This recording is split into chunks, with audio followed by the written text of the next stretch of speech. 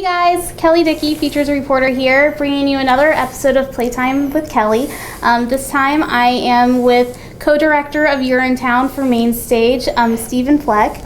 And so thank you so much for joining us. My pleasure. So I guess first of all, did you always dream of directing a show called Urinetown? Well, I'll tell you, I teach in Alexandria, and I have a drama program over there, and about 5 years ago I had some kids that brought it to me and said, "Oh, Mr. Fleck, you got to hear this show, you got to see this show." And so we had done it over there before Mainstage, and we had such a good time doing it over there that when had the opportunity to direct again at Mainstage, it seemed like a good fit for a cast that we could really have a lot of fun with it. So great. And so what's your favorite part of this production? Well, that's hard to say because the whole show is just so absurd, I think is probably a good way to put it, because it's a parody of the musical theater art form. And growing up loving musical theater and also understanding the unrealistic idea that people just break into song and dance, you know, in the middle of life, it just always seemed so much fun then to look at it from the parody standpoint. And it just is filled with a lot of homages to different shows and just the art form in general. And so it makes it hard to narrow down to one thing. And so if somebody was having trouble getting past the fact that urine is in the title, what would you say to them? Well, and I have been asked that. The name is Urinetown, and it's a parody, and they make reference to the idea within the show that it's an absurd title, that it's a horrible title and horrible subject matter. And who would make a musical out of this idea, which is a little side note to the whole story, which gives it a little bit of context. The author, Greg Kotis, when he came up with the idea for the show, he was on a trip to Europe. And he only took, I think he and his girlfriend took like $400 with them. And when he got over there, he realized that anywhere they went, because they were kind of backpacking, so anywhere they went, they had to pay to use the restroom because there weren't free public facilities. And he realized at that time that this money was not going to go very far because that was something that everybody has to do.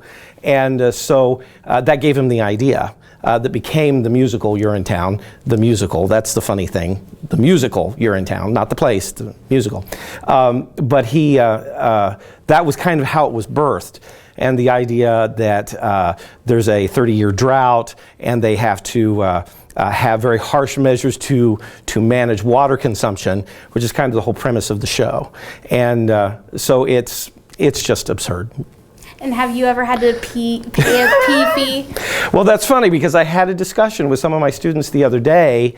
One girl who actually went to Germany last summer, and she said that was the thing that really surprised her when they got there, was that there weren't free toilets. They had to pay to do that when they were out and about.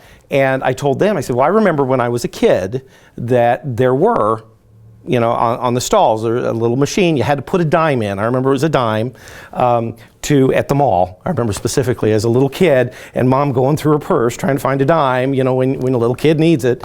And so yes, I guess.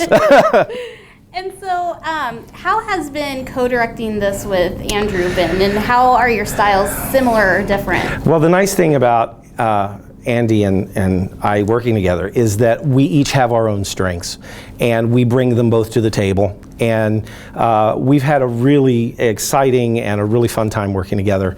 My strengths are the music, Andy's strengths are set, and we both have tons of theater experience, so we kind of put our heads together as far as staging and a lot of that. But we've kind of balanced each other well in that respect. Each have our own strengths and take up each other's slack a lot. So. Do you have a favorite part of the show or a favorite character?